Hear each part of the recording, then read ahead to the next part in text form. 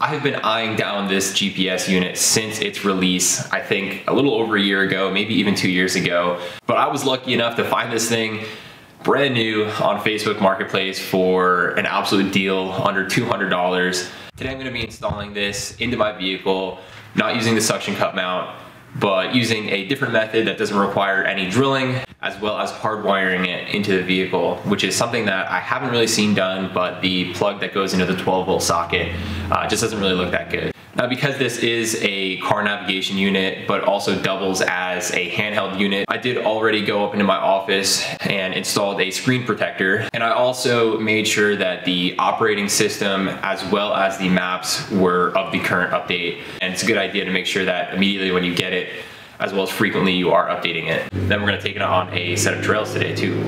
The Overlander comes equipped with a Ram suction cup mount, so you can mount it to your windshield, but I'm not looking to sacrifice any more of my windshield. This is a 7-inch display, which is a pretty big area to be taking up on your windshield. And what I found is that Ram does make a cradle for the Overlander that allows it to utilize the magnetic mount, which is also the charger, and it also allows it to still be quickly taken in and out of the mount. Using a solution I found from ProClip, I can attach this to the center console and then drill into this mating surface there. And then that'll keep the Garmin Overlander next to the passenger seat, and it'll be out of the way. The passenger will be able to use it while I'm driving, and I think it's perfect for this application. The ProClip mount sits on the center console, and you don't even have to do anything to install it. The only thing I am gonna do is take the included alcohol pad, wipe down the surface, and that'll make sure that there's no detailer or anything left over that's gonna stop the adhesives on the inside from sticking. Oh, shit.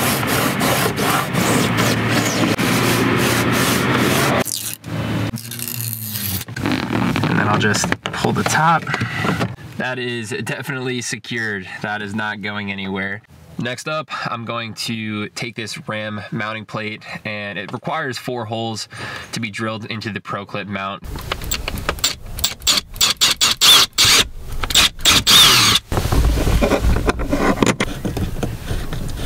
The Overlander charges when you plug this into your car, plug the other end into the magnetic base, and then when you would mount the Overlander, it would recognize it's being charged and you're good to go. So we need to make sure that we still integrate this magnetic mounting point into the new cradle. To do this, I have uninstalled the backing plate, and then inside of the Ram cradle, I'm just going to make sure it's right side up and then pop it in there. I have 2 arms that came in either kit. The shorter one came with the windshield suction mount, and then the longer one came with the Easy Roller cradle. I'm gonna avoid using the longer one because having it higher up is going to cause this to shake a little bit more if I go over a bumpy road. And the shorter one is gonna reduce the weight and then also lower the center of gravity, which should help. There we go.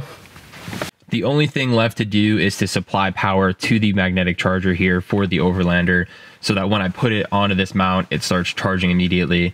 And we could do this using the supplied power adapter that came with the kit, but the problem with doing that is the adapter would plug in right here and then go to right here, which would leave about 3 feet of cable left over. My goal is to have the charger only powered when the vehicle is running, and to do that, I'm going to use Garmin's hardwiring kit, which at one end you can see here has the exact same input that the magnetic charger uses. And at the other end, it just has bare wire, which is going to allow me to power the charger using any 12-volt source. And used in conjunction with a fuse tap, I can allow it to only provide power when the ignition is on.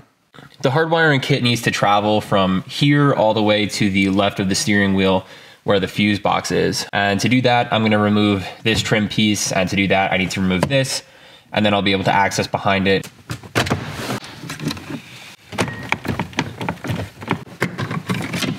The wire is snaked from the magnetic charger there, down the mount, and then it goes up and behind the dash where you can see it zip tied to that steel bar. And I just need to pick out a fuse that I can tap with the fuse tap that is going to be ran only when the ignition is on.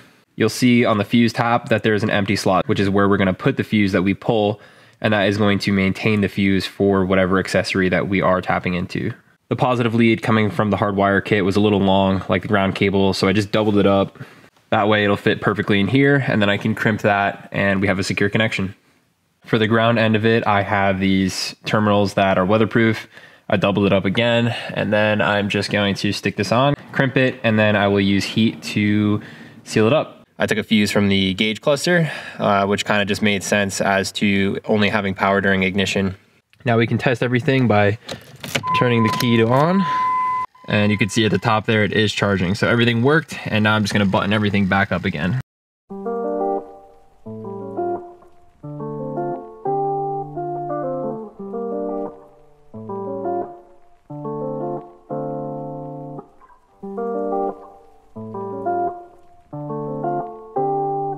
The installation is finally done, and we can get a better idea of how this thing works. And to do so, I've strapped an Osmo Action to my head, and I have my mirrorless in the back seat showing the screen. Being that it is installed down here and obviously not up in the line of sight of the road, one of the cool features it has is being able to navigate via your voice. Hey Garmin. Say a command. Find address. Speak an address in United States. 70 Main Street, Netcong, New Jersey.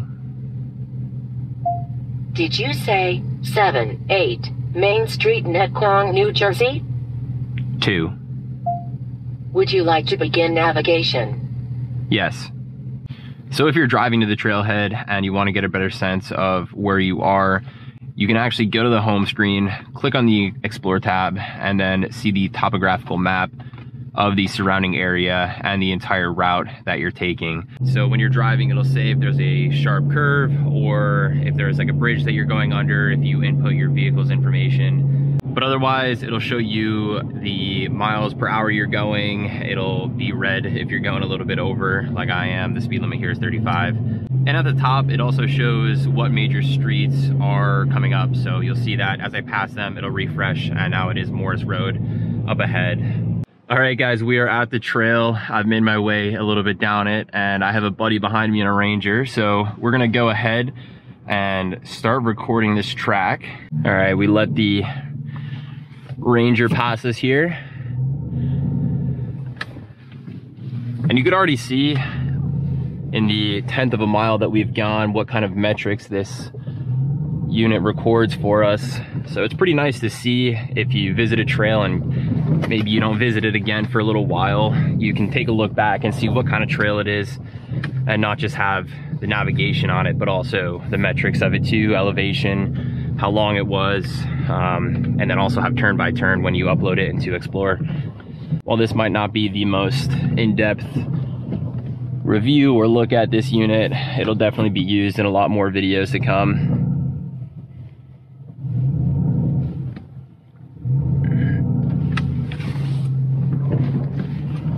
So one of the things that if you're from New Jersey, you are certainly conscious of is the lack of off-roading trails that we have. And so the nice thing about having a unit like this is that when you do find a public off-roading track that you want to record and make sure that you remember and can navigate yourself back to, you could track it like this, since it's not publicly shared too often where you can legally off-road, because people want to kind of keep it a secret and you know, make sure that the land stays nice. Whew. Another view of some metrics that we can take a look at is right here, which they call the ABC app, I believe. And all these things, I'm sure they kind of come into play a little bit more as you familiarize yourself with them, but you know, right now we're just kind of tracking this. You know, we'll take a look at some of these metrics later. Let me focus on what I'm doing here really quick. There we go. All right, guys, so we're making our way down this trail. Oh my God. As you can see, like I said, making our way down. So there's obviously a lot of snow on this trail right now. And there's just a ton of rocks and they're all covered. And so not only is the snow, you know, causing us to lose traction, but obviously the rocks are sliding underneath us too. But we've gone almost a mile and I haven't really been able to utilize much of what the Overlander can do other than kind of track this, just because the snow and the other conditions are kind of forcing me to pay as much attention as I can to the trail here. Just like the other features, you can, just like the other navigation screen, you could also see in the topographical section of where you've gone and where you're heading. But right now, just enjoying the trail ride and tracking where we're going so that we can come visit this place again later. We will, that's the Explorer page, so we're gonna head back to the track recorder and we will continue down this trail. We have a pretty gnarly hill climb here that I'm sure none of this filming is gonna do any justice, but I figured if this thing shows my elevation, I'll be able to show you guys what that looks like changing. Here we go.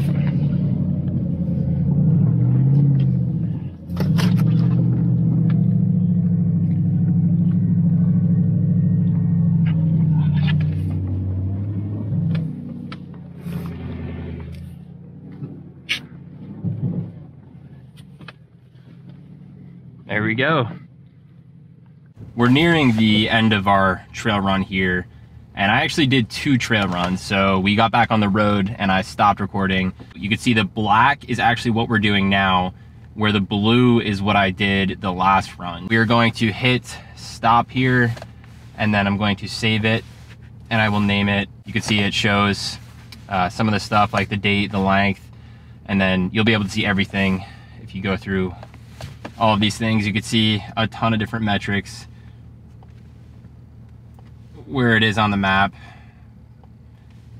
Let's see.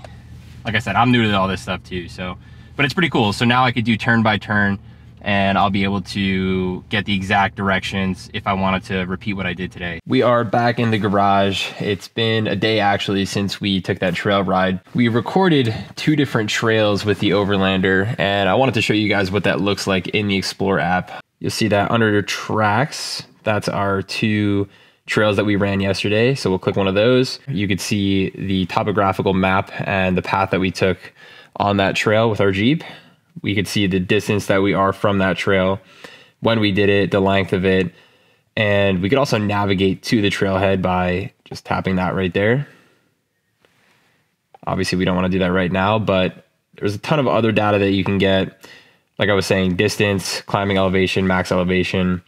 So you can get a better idea before you do it of what you're going to be doing while you're there. One thing I did want to do was to add all of these trails to a collection, and we're going to name that Andover. Now that we have created that new collection, we could add that trail to Andover. Go back, and then it's in the Andover collection. We can go back to A2, which was the second trail that we did yesterday.